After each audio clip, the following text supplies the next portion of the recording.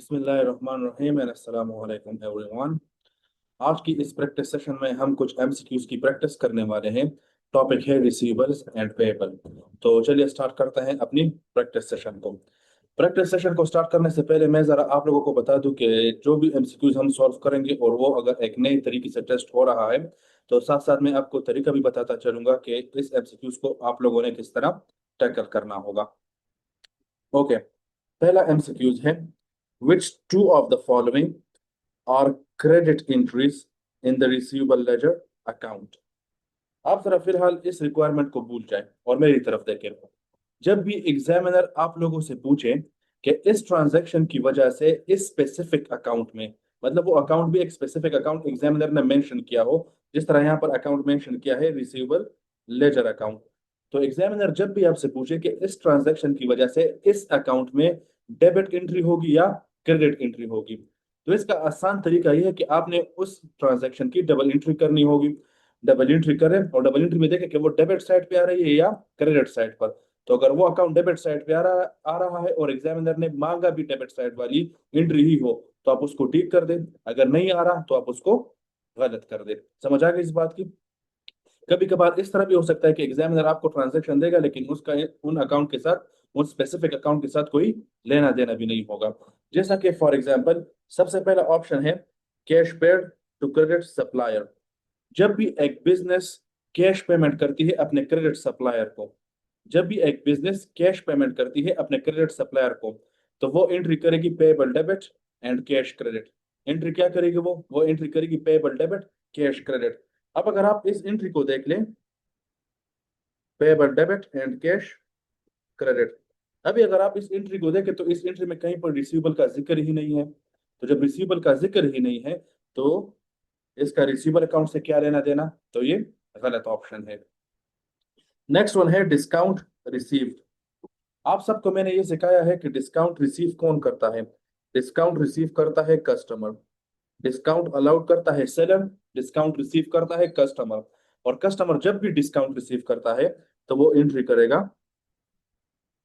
Payable debit and discount received credit. अभी अगर आप देखें तो इस एंट्री का रिसीवेबल अकाउंट के साथ कोई लेना देना है नहीं। इस एंट्री का पेएबल अकाउंट के साथ लेना देना है और इसकी वजह से पेएबल अकाउंट डेबिट होता है।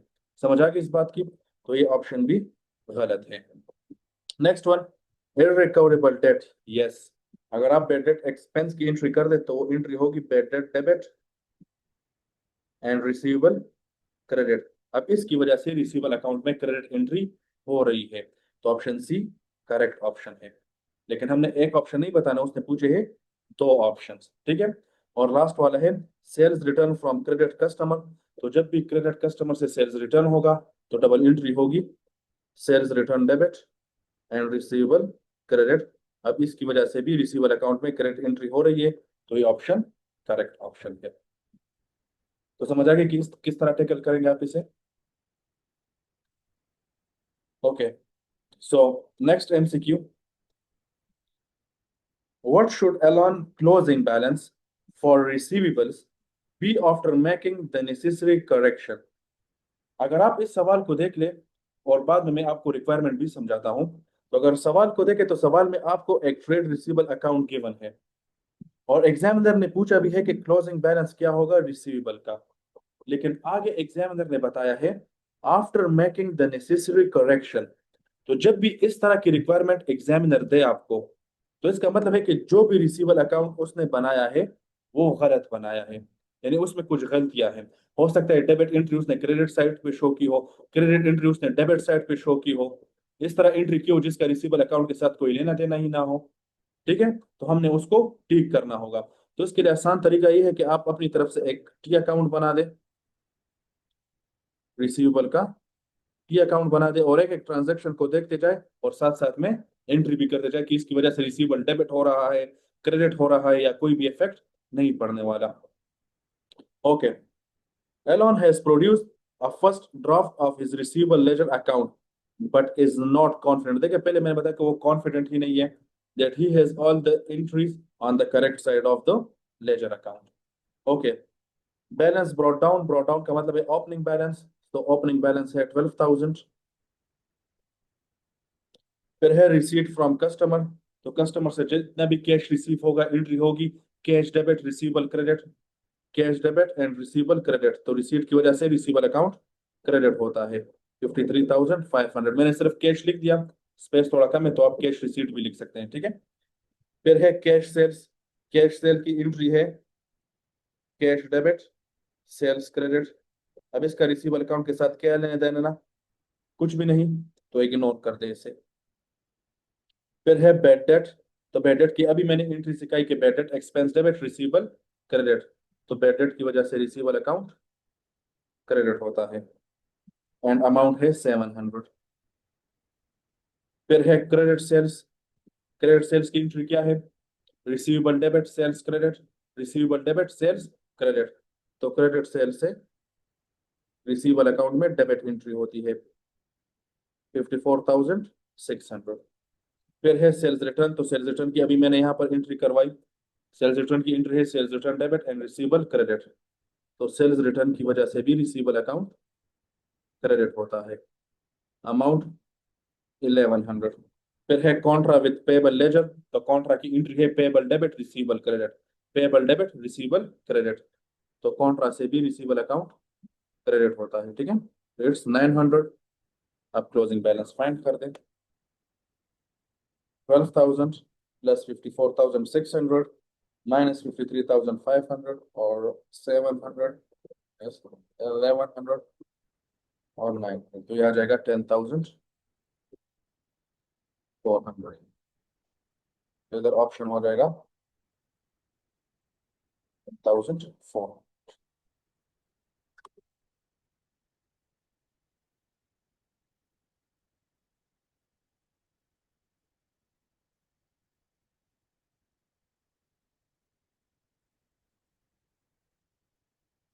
Okay, what is lane balance on the trade payable account at the end of November.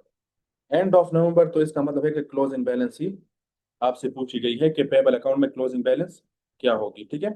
तो अभी अगर आप देखें तो सवाल में आपको कोई भी पेबल अकाउंट बना के नहीं दिया गया और ना ही पूछा कि आफ्टर द नेसेसरी एडजस्टमेंट। तो इसका तरीकेकार कुछ नहीं होगा कि आप पेबल अकाउंट बना दें और पेबल अकाउंट में सारी एंट्रियां कर दे जो मैंने आप लोगों को सिखाई है।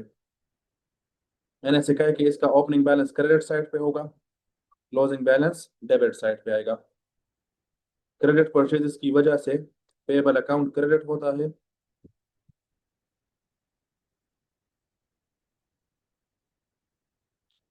सेम एज इट इज जो मैंने आपको सिखाया है बिल्कुल उसी तरह अकाउंट बना दे। क्रेडिट परचेज रिटर्न की वजह से पेबल अकाउंट डेबिट होता है, जितनी भी कैश पेमेंट होती है कैश पेमेंट से अकाउंट पेबल डेबिट होता है, कॉन्ट्रा से भी पेबल अकाउंट डेबिट होता है और मैंने सिखाया है डिस्काउंट रिसीव की वजह से भी ये अकाउंट डेबिट ही होता है, ठीक है। अब ये अकाउंट बनाने का मकसद ये है कि आप पूरा अकाउंट बना लें, जो एग्जामिनर ने एंट्री दी है वो कर ले, जो नहीं दी उसकी जगह जीरो लिख दे। तो फिर इसमें जो स्पेसिफिक एंट्रियां होगी हो सकता है आप एग्जाम प्रेशर की वजह से वो ओमिट कर जाए, ठीक है ना, वो ओमिट हो आपसे। तो इसके लिए तरीकेकार है कि आप पूरा पेबल अकाउंट बना दे जिस तरह मैंने सिखाया है आप लोगों को। तो वो पेबल अकाउंट बना दे और उसमें सारी एंट्रियां कर दे, अगर जो एंट्रियां इसमें है वो कर ले, जो नहीं है उसको इग्नोर कर दे, ठीक है। और जो आपको गिवन ही नहीं है, जो इधर मौजूद है और आपको गिवन नहीं है, उसकी जगह जीरो लिख दे। देखिए इस तरह, Lynn has the following information relating to her credit suppliers, इस तमाम की तमाम इंफॉर्मेशन रिलेट कर दिए टू क्रेडिट सप्लायर, ठीक है, ऑलरेडी बता दिया एग्जामिनर ने। For the month of November opening balance 580, लेकिन अगर आप देख ले तो तमाम बैलेंस आपको टू द नियरेस्ट $1,000 गिवन है, ठीक है, मतलब 30 इनसे कॉमन लिया हुआ है। And cash back to supplier it is 1360, लिख दे इधर। फिर लिखा है कैश परचेजेस, कैश परचेजेस मैंने कई बार लिखा है, और अगर आप कैश परचेजेस की एंट्री भी कर दें तो उसकी एंट्री है purchases debit cash credit, purchases debit cash credit, तो इसका बिल्कुल पेबल अकाउंट के साथ कोई लेना देना ही नहीं है। फिर है क्रेडिट परचेजेस 1480, फिर है contra with receivable ledger 35 and discount received 20, और कोई परचेज रिटर्न की बनी है तो उसकी जगह जीरो लिख दें। अब फाइंड कर दे closing balance,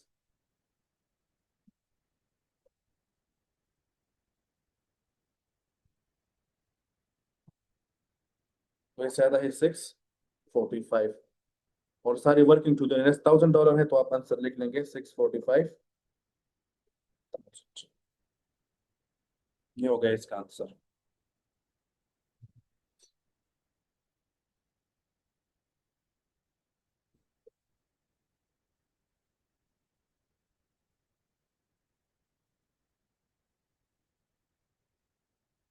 how should this receipt be recorded in the financial statement of Lucas.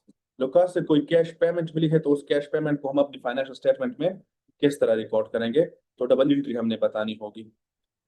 Lucas has received $500 from a previous credit customer whose balance was written off as an irrecoverable 3 years ago. Lucas का एक customer था, ठीक है, और उस customer से related Lucas ने bad debt record किया था 3 साल पहले। बैड डेट की रिकॉर्डिंग की थी 3 साल पहले, मतलब एंट्री की थी bad debt expense debit receivable credit. अब उसी कस्टमर से लुकास को कुछ पैसे मिले और अमाउंट है $500। तो अब इसकी एंट्री क्या होगी। तो मैंने आपको सिखाया कि जब सेम ईयर में बैड डेट रिकवर होगा, तो सबसे पहले आपने जो रिसीवेबल खत्म किया उसको दोबारा जिंदा कर दे, ठीक है, मतलब एंट्री कर दे receivable debit bad debt credit, और फिर आप एक एंट्री रिकॉर्ड कर दे ये cash debit and receivable credit. लेकिन यहाँ पर सेम ईयर नहीं है, डिफरेंट ईयर में है। तो जब भी डिफरेंट ईयर में आप अपने क्रेडिट कस्टमर से जिसके लिए आपने बैड डेट रिकॉर्ड किया था और तब जाकर आपको कुछ पैसे मिलेंगे, तो उसकी एंट्री मैंने आपको सिखाई कि उसकी एंट्री होगी cash debit and bad debt credit, cash debit and bad debt credit. तो करेक्ट ऑप्शन हो जाएगा इसमें option D, cash debit and bad debt expense credit.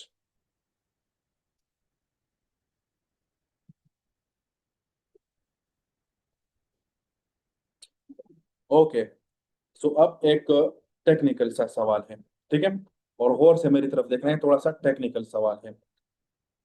What is the figure for Anjali irrecoverable debt expense that should be recognized in the statement of profit or loss for the year ended 30th September 2008। अगर आप requirement पर focus कर रहे तो आपसे पूछी गई है irrecoverable debt expense for Anjali. तो जब भी आपके पेपर में सवाल आ जाए बैड डेट एक्सपेंस का, मेरी बात को गौर से सुने, जब भी आपके पेपर में सवाल आ जाए बैड डेट एक्सपेंस का, तो आप लोगों ने खामोशी से एक बैड डेट अकाउंट बना लेना है, जो मैंने आपको सिखाया है, ठीक है। बैड डेट अकाउंट बन गया, अब इसमें वो सारी एंट्रियां कर दे जो मैंने आपको सिखाई है। मतलब एक इसमें हो जाएगा एक्चुअल बैड डेट, वो entry bad debt expense debit receivable credit actual bad date. फिर इसमें आएगा increase in allowance, increase in allowance की वजह से बैड डेट एक्सपेंस बढ़ता है, या फिर होगा decrease in allowance, decrease in allowance की वजह से बैड डेट एक्सपेंस कम होता है, डिक्रीज होता है। तो इंक्रीज इन अलाउंस या डिक्रीज इन अलाउंस, इन दोनों में कोई एक होगा। तो अगर इंक्रीज होगा तो आप डिक्रीज को काट दें, और अगर डिक्रीज होगा तो आप इंक्रीज को खत्म कर दें। और फिर इसमें आएगा bad debts recover,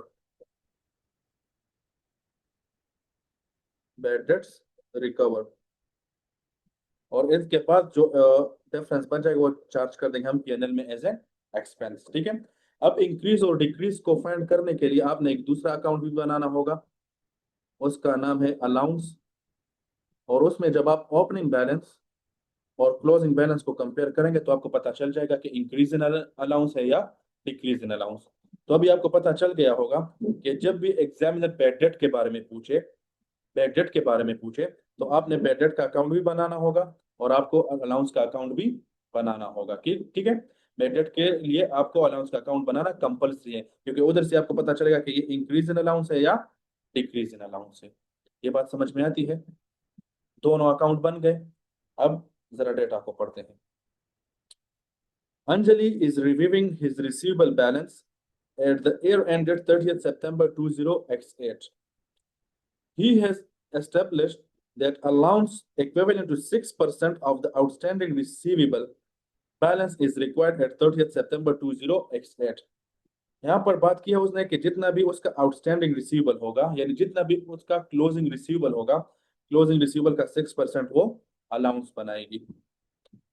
The following information is also available.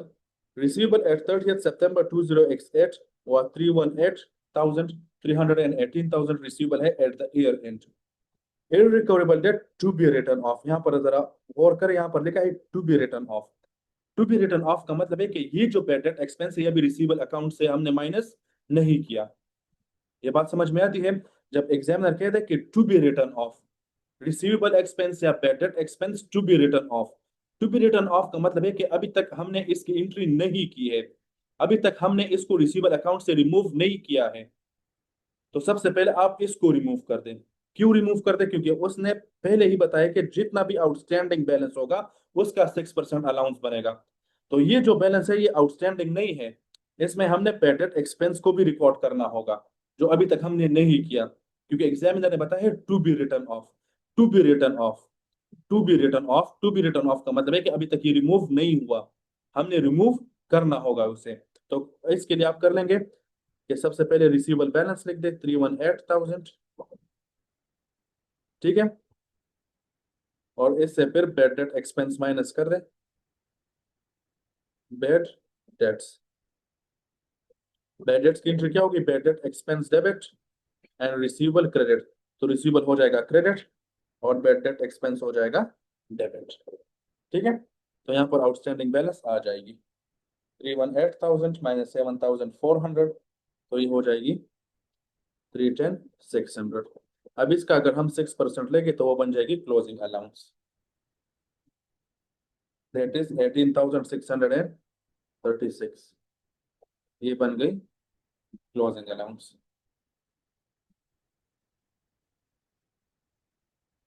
Okay, allowance for irrecoverable debt at 1st October 2007 at the year start was announced 25,600। अब देख ले, ओपनिंग अलाउंस है 25,600, क्लोजिंग अलाउंस है 18,636। तो इसका मतलब है कि ये डिक्रीज इन अलाउंस है, अलाउंस में डिक्रीज आया है, अलाउंस में डिक्रीज आया है। तो जब भी डिक्रीज आएगा डबल एंट्री होगी allowance for receivable debit and bad debt expense credit. Difference निकाले कितना डिक्रीज आया है, दैट इज 6964, 6964, और इंक्रीज इन अलाउंस को आप काट दें। कोई भी बैड डेट रिकवर नहीं है तो उसकी जगह आप 0 लिख दें। अब जो डिफरेंस होगा दैट इज 436, ये हो जाएगा as a bad debt expense record, option A. देख लीजिए इसको।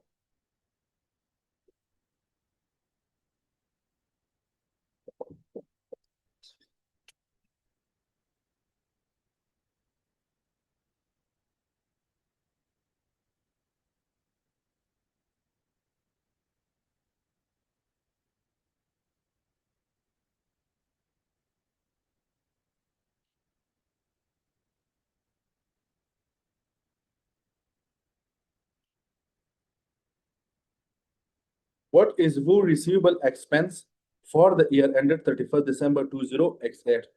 इस रिक्वायरमेंट में भी आपसे बैड डेट एक्सपेंस ही पूछी गई है। रिसीवेबल एक्सपेंस का मतलब है बैड डेट एक्सपेंस, तो सेम उसी तरह अकाउंट बना दे बैड डेट एक्सपेंस का। जब भी सवाल आएगा तो सबसे पहले आप अकाउंट बना ले, उसके बाद आप डेटा पढ़ ले, ठीक है। तो एक हो जाएगा एक्चुअल बैड डेट, फिर हो जाएगा इंक्रीज या डिक्रीज इन अलाउंस, ठीक है, फिर हो जाएगा बैड डेट रिकवर्ड, और जो डिफरेंस होगा वो चला जाएगा पीएनएल में। और इसके साथ अलाउंस का अकाउंट बनाना कंपलसरी, क्योंकि इंक्रीज और डिक्रीज का पता आपको अलाउंस के अकाउंट से ही पता चलेगा।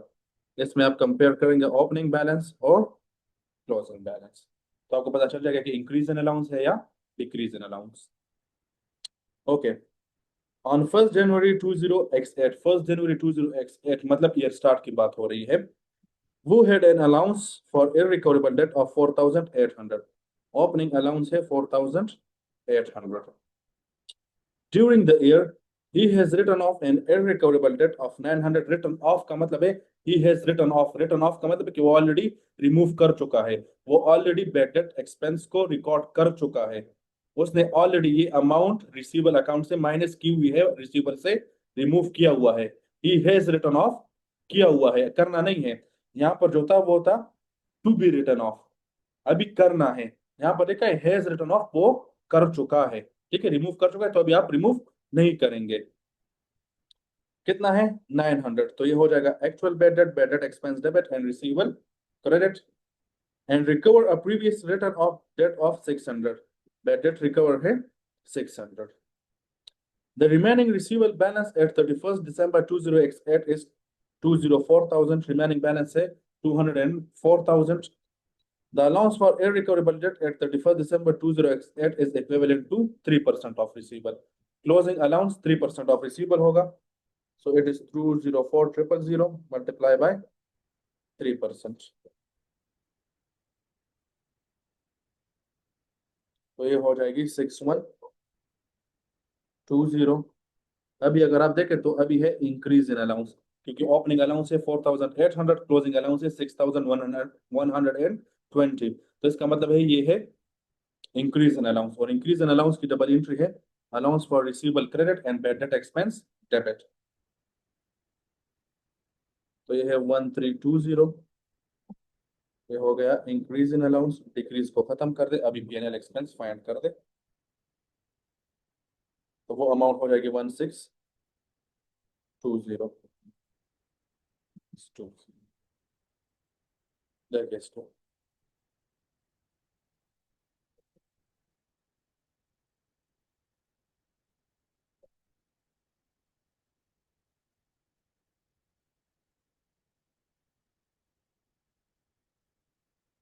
ओके. अगला सवाल, what is the correct journal entry? Double entry के बारे में पूछ रहा है. To write off the balance due from a credit customer. Write off का मतलब है as a bad debt expense.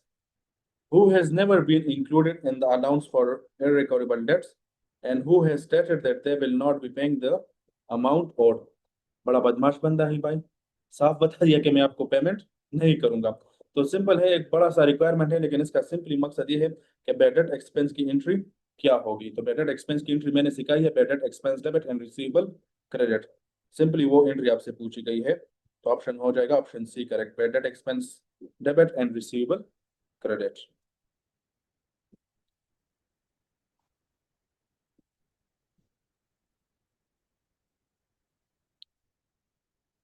Okay. Which journal entry would record the movement in allowance? Allowance में जो मूवमेंट होगी उसकी डबल एंट्री हमने बतानी होगी. अगर इंक्रीज इन अलाउंस है तो इंक्रीज इन अलाउंस की डबल एंट्री, और अगर डिक्रीज इन अलाउंस है तो डिक्रीज इन अलाउंस की डबल एंट्री हमने बतानी होगी. समझ आ गई इस बात की? Okay. Tisha has an outstanding receivable that the credit customer is disputing. उसका एक आउटस्टैंडिंग रिसीवेबल है और इन दोनों का आपस में झगड़ा चल रहा है उस रिसीवेबल अमाउंट के ऊपर. At the 31st December 20x2, she believed that only 60% of the 20,000 debt would be received, and so an allowance of 8,000 was made against this debt. देखें, सबसे पहले मूवमेंट के लिए तो हम अकाउंट बना देंगे अलाउंस का, क्योंकि अलाउंस के अकाउंट से ही हमें पता चलेगा कि whether it is increase in allowance या डिक्रीज इन अलाउंस. तो इसमें हो जाएगा opening balance and closing balance. अब यहाँ पर जरा फोकस कर दें, यहाँ पर जरा फोकस करें. देखें, उसने बताया है कि she believe that only 60% of the 20,000 debt would be received and so an allowance of 8,000 was made. वो ये बिलीव करती थी कि जितना उसका आउटस्टैंडिंग बैलेंस है मींस $20,000, उसका सिर्फ 60% रिकवर होगा, बाकी जो 40% है उसके लिए उसने अलाउंस बना दिया. वो शक में थी, मतलब हो सकता है ये मुझे ना मिले. 60% पर कंफर्म थी और उसने ये अलाउंस बनाया था, उसको ये शक था कि हो सकता है मुझे 40% ना मिले. तो अगर आप कैलकुलेटर से 20,000 का 40% निकाले तो वो 8,000 ही आएगा. लेकिन ये शक था उसको 31 दिसंबर 20x2 लास्ट ईयर था. तो लास्ट ईयर का क्लोजिंग इस साल का क्या बन जाएगा? ओपनिंग. लास्ट ईयर का क्लोजिंग इस साल का क्या बन जाएगा? Opening. So the opening allowance is 8,000. Clear है ये बात? अब एट 31 दिसंबर 2003, मतलब करंट ईयर एंड की बात हो रही, करंट ईयर एंड की बात हो रही है. She now believe that only 30% of the 20,000 debt would be received. अब वो बिलीव करती है कि मुझे सिर्फ और सिर्फ 20,000 का 30% ही मिलेगा. पहले वो बिलीव करती थी कि मुझे 60% मिलेगा, अब वो बिलीव कर रही है कि मुझे 30% मिलेगा. तो इसका मतलब ये हुआ कि जो 20,000 का 70% है उसको शक है कि ये मुझे ना मिले. तो जब शक है तो हमने इसके लिए अलाउंस बनाना होगा. तो अलाउंस बन जाएगा 14,000। तो इसका मतलब ये कि it is increase in allowance, और इंक्रीज इन अलाउंस है 6,000 का, और इंक्रीज इन अलाउंस की डबल एंट्री है bad debt expense debit allowance for receivable credit, क्योंकि इंक्रीज इन अलाउंस की वजह से बैड डेट एक्सपेंस बढ़ता है, तो डबल एंट्री हो जाएगी bad debt expense debit and allowance for receivable credit. समझ आ गई इस बात की? तो करेक्ट ऑप्शन है bad debt expense debit and allowance for receivable credit, option सी।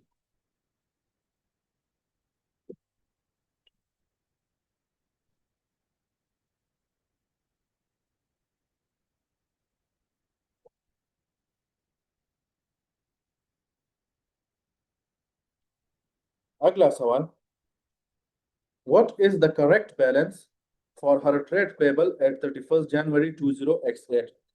बात हो रही है 31 जनवरी 20x8 की, तो इसका मतलब ये कि आपसे पेबल अकाउंट के फिर से क्लोजिंग बैलेंस पूछी गई है। आपको कोई पेबल अकाउंट नहीं दिया गया, तो आप सिंपली पेबल अकाउंट बना लें। पेबल अकाउंट में हो जाएगा हमारे पास ओपनिंग बैलेंस, फिर आ जाएगा क्रेडिट परचेजेस, फिर इसमें हो जाएगी परचेज रिटर्न। बस जिस तरह मैंने सिखाया है सिर्फ उसी तरह बिल्कुल छाप दे। फिर उसमें हो जाएगा कैश पेमेंट्स, फिर है डिस्काउंट रिसीव्ड, और फिर है कॉन्ट्रा, और एंड में आपके पास आ जाएगा closing balance. Clara, opening balance for the trade payable at 1st February 20x7 was 8,473. Opening balance at 1,473. During the year ended 31st January 20x8, she had the following transaction. Purchase of goods on credit. Credit purchases है 98,445. फिर है payment to credit supplier 95,445. फिर है discount received of 2,100। फिर है Contra settlement of 1,560। और cash purchases, तो cash purchases की एंट्री है कि परचेजेस डेबिट कैश क्रेडिट, इनका बिल्कुल पेबल अकाउंट के साथ कोई लेना देना नहीं, तो इसको काइंडली आप इग्नोर कर दे। इस दफा फिर परचेज रिटर्न नहीं है, तो जीरो।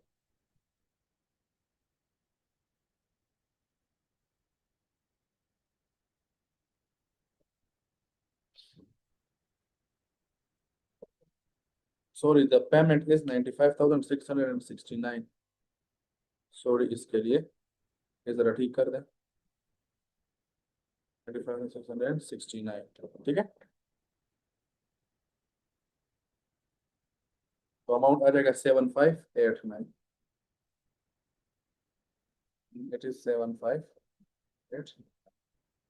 देख लिया इसको।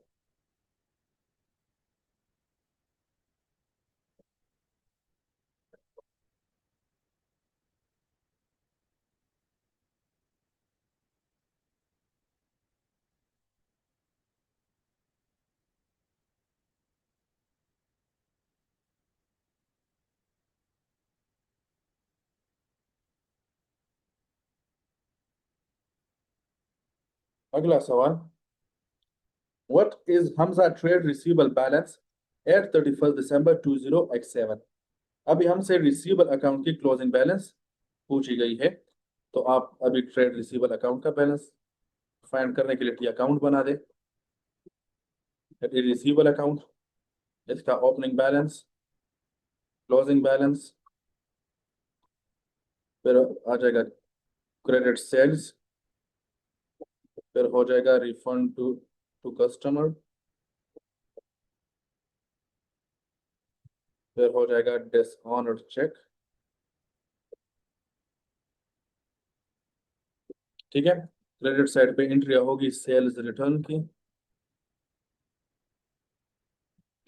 कैश रिसीव्ड, हो जाएगी बैड डेट्स, फिर हो जाएगी हमारे पास कॉन्ट्रा, और फिर हो जाएगी हमारे पास डिस्काउंट अलाउड।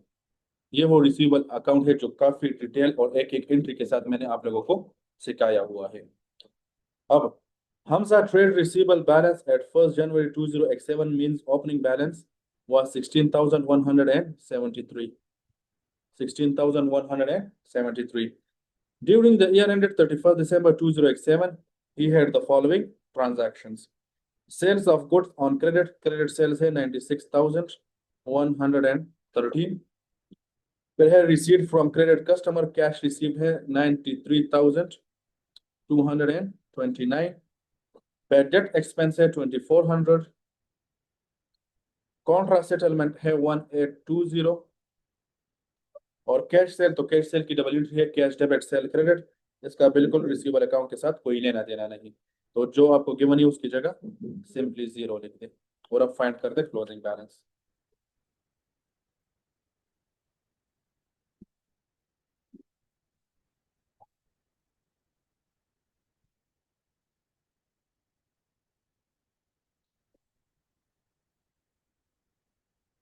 एंड 14,837, ये इसका आंसर हो गया 14,837।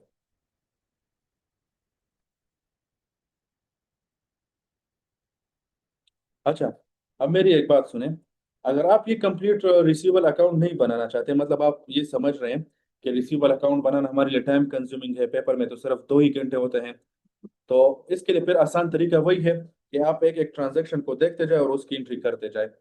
तो अगर एंट्री डेबिट साइड पे हो रही तो डेबिट साइड पे कर दे, अगर एंट्री क्रेडिट साइड पे हो रही तो आप क्रेडिट साइड पे कर दे, और अगर एंट्री में बिल्कुल वो अकाउंट आ नहीं रहा तो काइंडली आप उसको इग्नोर किया करें, जस्ट लाइक कैश सेल्स। ठीक है, तो फिर एक इसका एक दूसरा तरीका ये है कि मैं फिर स्टूडेंट्स को बताता हूँ कि आप एक एक ट्रांजेक्शन की एंट्री कर दे और इसी के साथ साथ ही आप अकाउंट बनाते जाए। अब इसके बाद में एक अगर सवाल आ जाए तो फिर मैं उसको एंट्री के साथ ही करता हूँ, पहले से अकाउंट नहीं बनाऊंगा।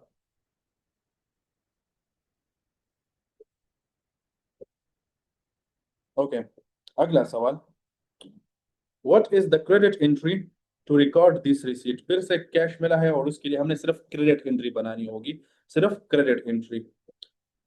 On 24 February 2007, Benta received 400 from a customer whose debt had been written off in the year ended 31st December 20X5. X5 ने हमने बैड डेट एक्सपेंस रिकॉर्ड किया था, उससे कैश मिला 20X7, मींस डिफरेंट ईयर में मिला, तो डबल एंट्री क्या होगी, cash debit bad debt credit. तो अगर आप अभी क्वेश्चन आगे पढ़े भी नहीं तो आपको पता चल जाएगा क्रेडिट एंट्री कौन से अकाउंट में हो रही है, बैड डेट में, that is irrecoverable debt expense. लेकिन पढ़ लेते हैं जुमला, the amount is correctly recorded as a debit to the bank account, bank account में सही रिकॉर्ड की है, मींस कैश या बैंक अकाउंट डेबिट हुआ है और बैड डेट की एंट्री नहीं की है, तो बैड डेट अकाउंट हो जाएगा क्रेडिट।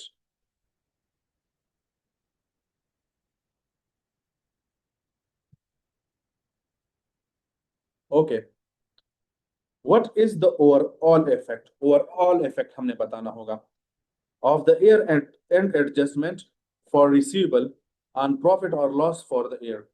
ये जो ऊपर रिसीवेबल की वजह से हमें कुछ ट्रांजैक्शंस गिवन है, तो उसकी वजह से प्रॉफिट पर क्या असर पड़ेगा। तो आपको पता है कि प्रॉफिट एक्सपेंस की वजह से कम होता है और इनकम की वजह से वो बढ़ता है। अब अगर डिक्रीज इन अलाउंस है, अगर आपको पता है कि रिसीवेबल में एक है बैड डेट एक्सपेंस, तो बैड डेट एक्सपेंस अगर है तो उसकी वजह से प्रॉफिट गिरेगा। अब अगर इंक्रीज इन अलाउंस है तो उसकी वजह से भी प्रॉफिट गिरेगा, और अगर डिक्रीज इन अलाउंस है तो उसकी वजह से प्रॉफिट बढ़ेगा, क्योंकि डिक्रीज इन अलाउंस से एक्सपेंस कम होता है और जब भी एक्सपेंस कम होगा तो प्रॉफिट बढ़ेगा। अभी हम देखते हैं जरा, on 1 June 20x4, chin allowance for irrecoverable debt was at 70, allowance था 870, तो इसके लिए हम सिंपल सा एक अलाउंस अकाउंट बना लेंगे। ओपनिंग अलाउंस है 870। At 31st May 20x5, Chin has a receivable balance of 34,700, receivable balance था 34,700, of which 2,500 is considered to be irrecoverable। इनमें से जो 2,500 है वो हमें पता है कि वो इररिकवरेबल होगा, and should be written of, should be written of मतलब अभी तक हमने राइट ऑफ नहीं किया, हमें करना चाहिए, तो इट्स बैड डेट एक्सपेंस। ये क्या है, बैड डेट एक्सपेंस, तो सिंपली ऐसे माइनस कर दे आप 2,500, तो क्लोजिंग आपके पास आ जाएगी 34,700 माइनस 2,500, तो आउटस्टैंडिंग रिसीवर हो जाएगा 32,200। ठीक है, और बैड डेट एक्सपेंस है तो यहाँ पर ओवरऑल इफेक्ट ऑन प्रॉफिट लिख दें, बैड डेट एक्सपेंस है 2500 और इससे प्रॉफिट गिरेगा, तो डिक्रीज के लिए मैं माइनस का साइन लगा लूंगा या ब्रैकेट में लिख लूंगा इसे। Jane believed that an allowance for irrecoverable debt required at 31st May 20x5 is equivalent to 2% of the outstanding receivable balance। कितना हमने रिकॉर्ड करना है क्लोजिंग अलाउंस? 2%। तो क्लोजिंग बैलेंस के लिए 2% फाइंड करेंगे तो मल्टीप्लाई बाय 2% कर दे, 42,200 मल्टीप्लाई बाय 2%, तो हमारे पास आ जाएगा 644। अभी अगर आप देखें तो ये है डिक्रीज इन अलाउंस, और मैंने बताया कि डिक्रीज इन अलाउंस की एंट्री क्या है, डिक्रीज इन अलाउंस की एंट्री क्या है, allowance for receivable debit, bad debt expense, credit. तो डिक्रीज इन अलाउंस की वजह से बैड डेट एक्सपेंस गिरता है, तो जब बैड डेट एक्सपेंस गिरेगा तो प्रॉफिट बढ़ जाएगा, तो डिक्रीज इन अलाउंस की वजह से प्रॉफिट बढ़ेगा, वो है 226। तो अलाउंस को हम यहाँ पर ऐड कर देंगे क्योंकि इससे प्रॉफिट बढ़ता है। ओवरऑल इफेक्ट बता दें कि ओवरऑल 2274 से प्रॉफिट गिरेगा, 2274 डिक्रीज इन प्रॉफिट।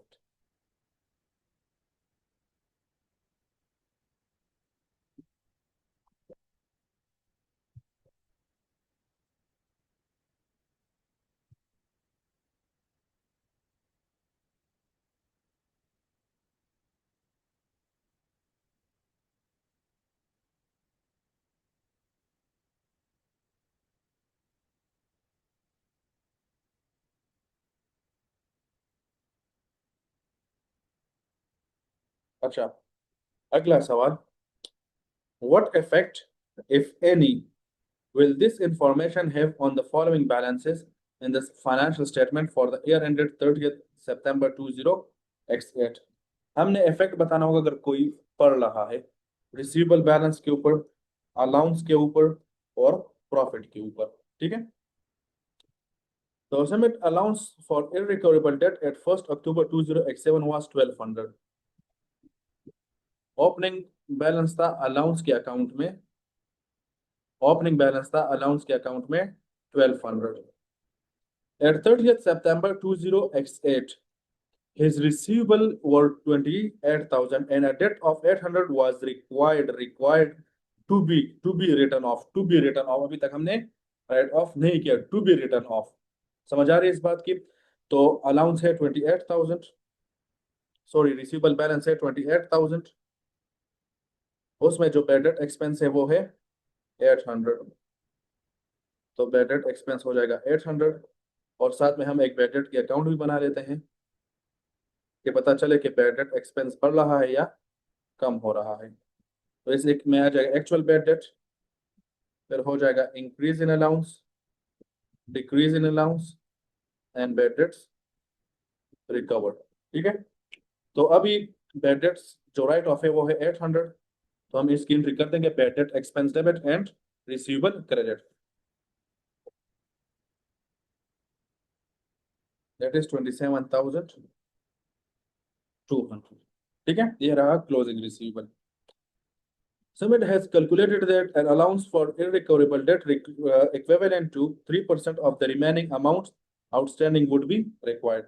तो क्लोजिंग अलाउंस हमने बनाना है 3%, दैट इज क्लोजिंग बैलेंस 816। तो अगर आप देखें तो अभी इंक्रीज इन अलाउंस है, no sorry decrease in allowance है, और डिक्रीज इन अलाउंस की वजह से बैड डेट एक्सपेंस कम हो जाता है, तो ये हो जाएगा 384। तो decrease in allowance is 384, increase नहीं है, कोई बैड डेट रिकवर्ड नहीं है, तो टोटल बैड डेट एक्सपेंस हो जाएगा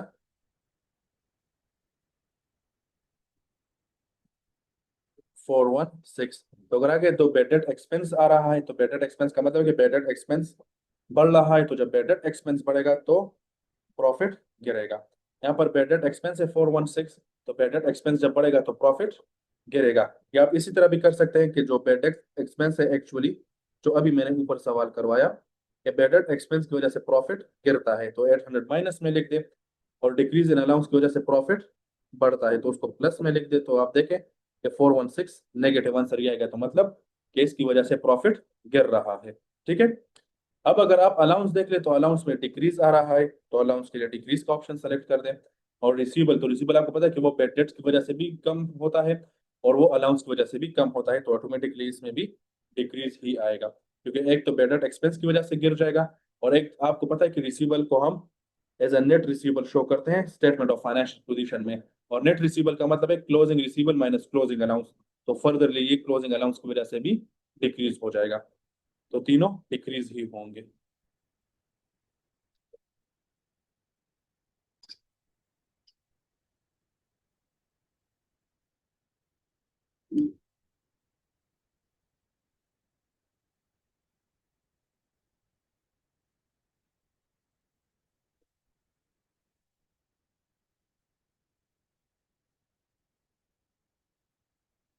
okay,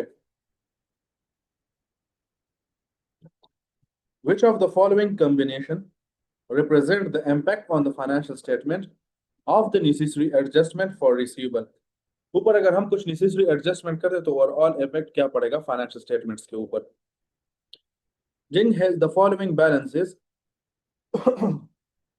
in his trial balance at 28 February 20x8, receivable balance है 78,000, allowance for irrecoverable debt means allowance for receivable at the year start है 4,800, यानी ओपनिंग अलाउंस है 4,800, ये है अलाउंस का balance. Okay, Zing has identified irrecoverable debt of 80 that should be written off, हमें उसको right of करना चाहिए, तो